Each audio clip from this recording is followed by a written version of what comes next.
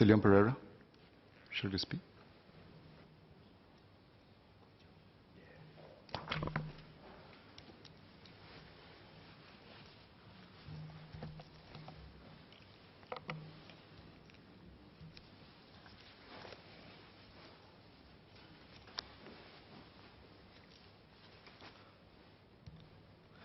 Mr. Speaker, sir, all members in this House and both the Workers' Party and the People's Action Party agree that fake online news is a danger that modern societies must address.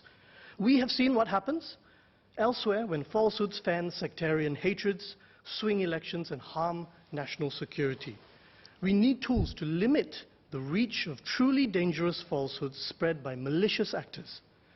But while we agree on the goal, the Workers' Party and the People's Action Party disagree about the means to achieve that goal.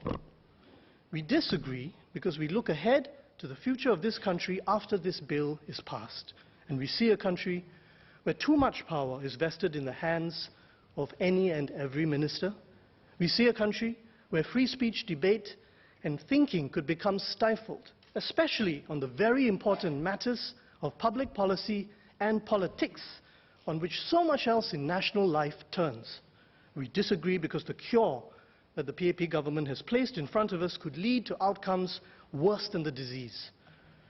As the Honourable Member Mr. Pritam Singh said, Section 2 of POFMA defines falsehood as statements of fact that are false or misleading, not false and misleading. So a misleading statement can be deemed false by a minister by virtue of omission of facts.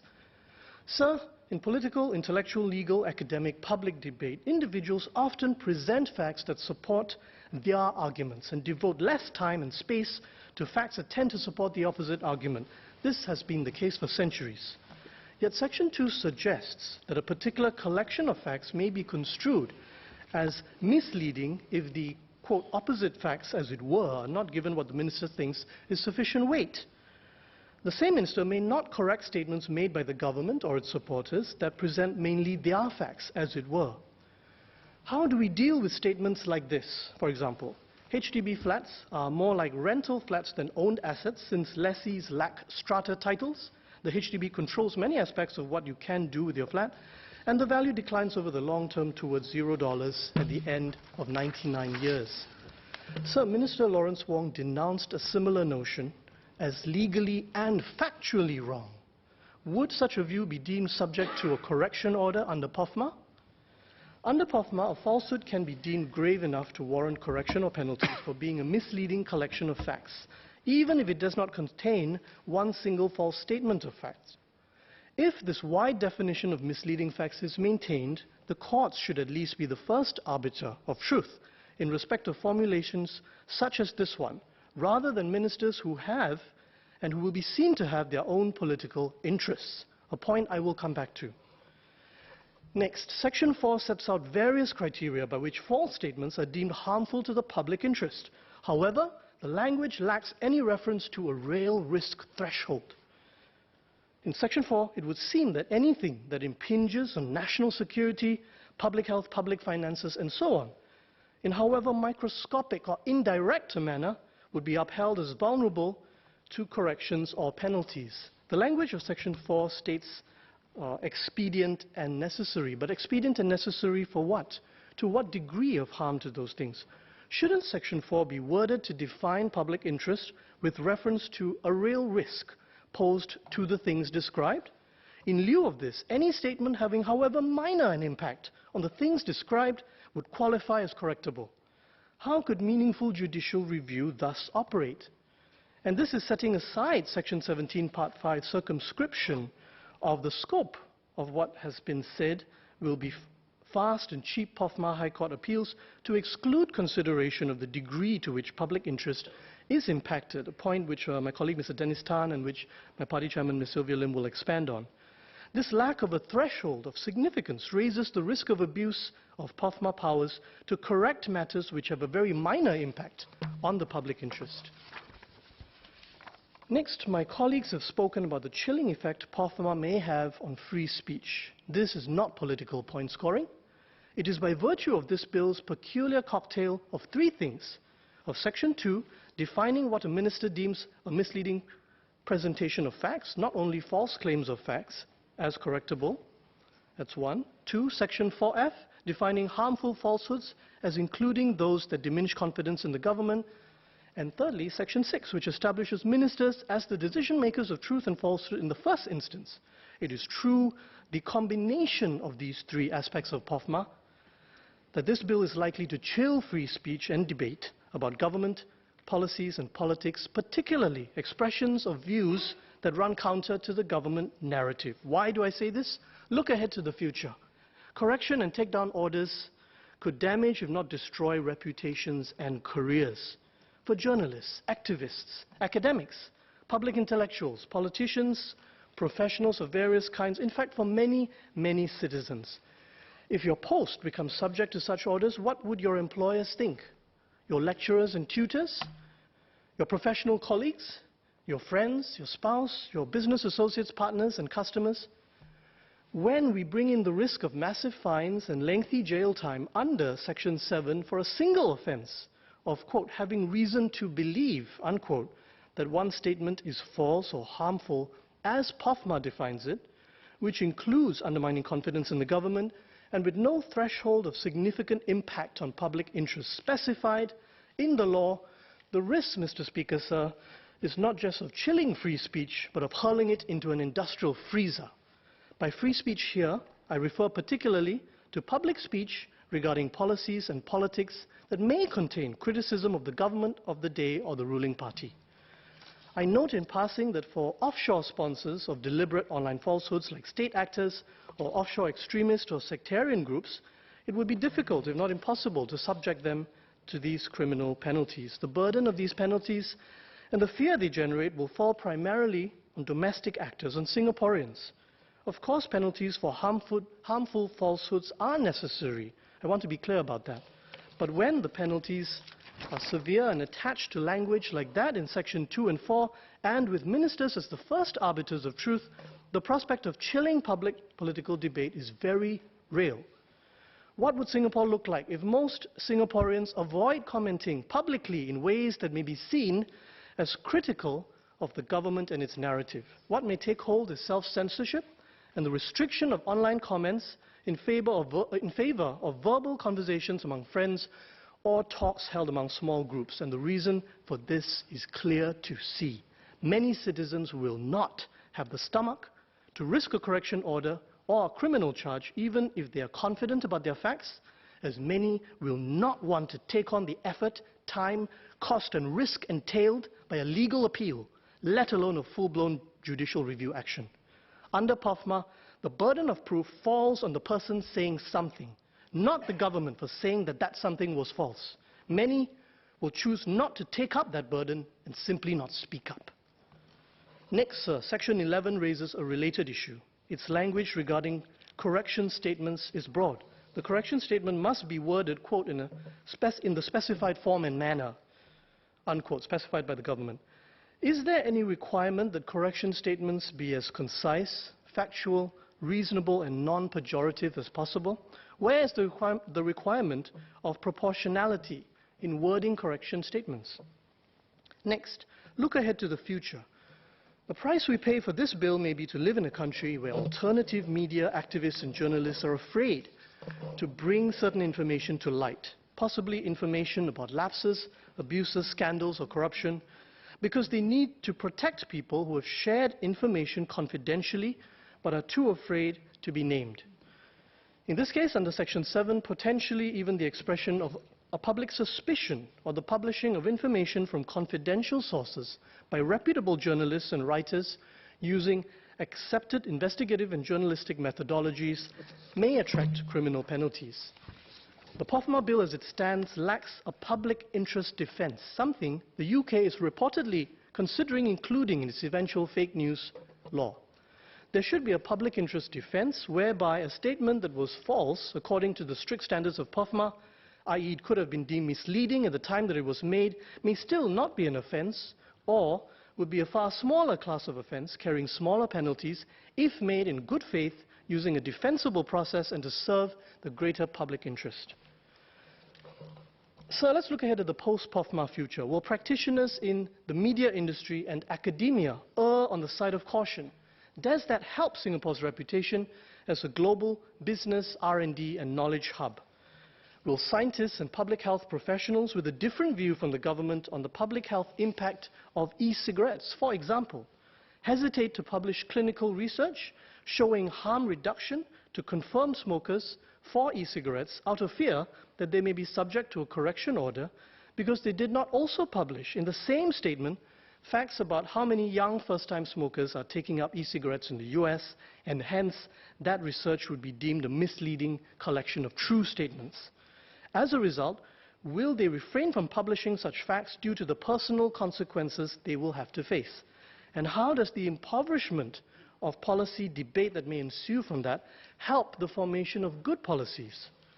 How do we mitigate the risk that academics and the media may come to see a need to soft launch their ideas before publication with government officers to minimize the risk of POFMA action? Or worse yet, simply self-censor or water down outputs that may disagree with the government's narrative and hence be deemed to undermine confidence in the government under Section 4. Next, let's look ahead to the future post-POFMA in respect of politics. Singapore will be a country where any minister can determine in the first instance what is truth and falsehood. In the first instance, post-POFMA, ours will be a country where ministers with the political interests they are seen to have can correct statements they deem misleading. But the very same ministers will not be subject to the stringent, immediate and broad strictures of the POFMA law.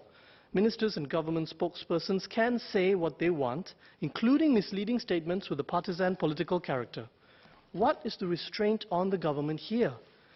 Can victims of possible government falsehoods go to the POHA courts? Evidently not. They can sue for defamation, but again, how many would do that? Would defamation apply to statements made by ministries and agencies as opposed to ministers? And how long would that take? What if a falsehood affects the outcome of an election? What if a falsehood perpetrated by a government affects the outcome of an election? Would a positive defamation verdict for a victim of government fake news after the election help? Section 4F describes diminution of confidence in the government as one definition for a falsehood being harmful to the public interest, a feature of this law that is different from most similar fake news laws or draft laws in other countries. Is vesting powers this broad in the government of the day from now till this law is repealed, if ever that day comes, the responsible thing to do for future generations of Singaporeans? What if a rogue government uses these powers to stifle criticism, block the circulation of embarrassing information about lapses, abuses or corruption, perpetuate fear and entrench itself in power? What if such a rogue government exploited the reluctance of many Singaporeans to sue the government in court to its advantage? What if such a government exploited the lack of a public interest defense to suppress genuine and responsible investigative journalism? Do we serve future generations of Singaporeans by passing such a law and passing into the hands of the government of the day such a powerful weapon, not knowing how it might be used? When asked about the possibility of a future rogue government abusing POFMA, the law minister said, and I quote, "I cannot vouch for how a future government will act," unquote. Some would say, and the law minister also said in the same interview, I'm not taking it out of context, that a rogue government or minister who abuses their POFMA powers will be held to account in elections. And a number of PAP members of this House have made a great deal of this point. But Mr. Speaker, sir, this ignores the fact that a rogue government can precisely use POFMA powers to stop voters from learning negative information about its actions, which could be a factor in those very elections. The powers can be used to partly insulate against electoral accountability. To say Parliament is a check against abuse is neither here nor there. The abuse may affect the composition of the Parliament itself. Mr. Speaker, sir, this argument is, to a large extent, circular. Some might say that chilling free speech a little is the right price to pay for preventing foreign powers, extremists and opportunists from destroying our communal harmony or even our independence as a country. So we recognize the need for a surgical tool to fight fake news. That is why my party leader, Mr. Pritam Singh, has argued for an alternative regime, a regime where the broad definitions and powers in POFMA are curtailed by virtue of the government requiring judges to approve correction orders at the point of implementation, which is closer to one aspect of the model being debated and implemented in France.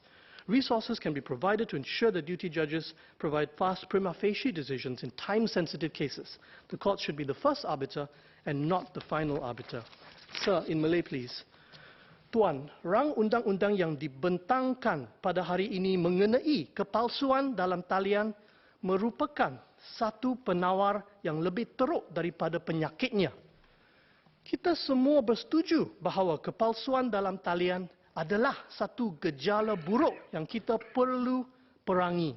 Namun, cara yang digunakan untuk memeranginya adalah salah. Rang undang-undang ini akan membuat rakyat Singapura teramat berhati-hati untuk menyatakan pandangan kerana pandangan mereka boleh dianggap mengelirukan walaupun ianya berdasarkan fakta. Ini boleh berlaku hanya kerana pemerintah beranggapan bahawa fakta itu sebagai fakta yang menyokong pandangan yang mengelirukan dan pandangan ini menjejas keyakinan rakyat terhadap pemerintah. Rang undang-undang ini boleh mengurangkan usaha-usaha untuk menengahkan informasi-informasi yang dianggap kritikal terhadap pemerintah. Ia juga boleh disalahgunakan oleh pemerintah yang tidak bertanggungjawab. Jika ada menteri-menteri yang berkemungkinan mempunyai kepentingan politik mereka sendiri, mengeluarkan perintah pembetulan dengan cara penulisan yang boleh memalukan para pengkritik atau bahkan mengambil tindakan untuk menurunkan berita yang dipaparkan serta memberhentikan peredaran informasi yang boleh memalukan pihak pemerintah. Tuan, di bawah undang-undang ini, pemerintah membuat keputusan sama ada sesebuah berita itu boleh dianggap palsu ataupun tidak akan bertanggungjawab untuk membuktikan bahawa ianya bukan palsu, terletak pada orang yang mengeluarkan pernyataan ini dan ia perlu dilakukan di mahkamah.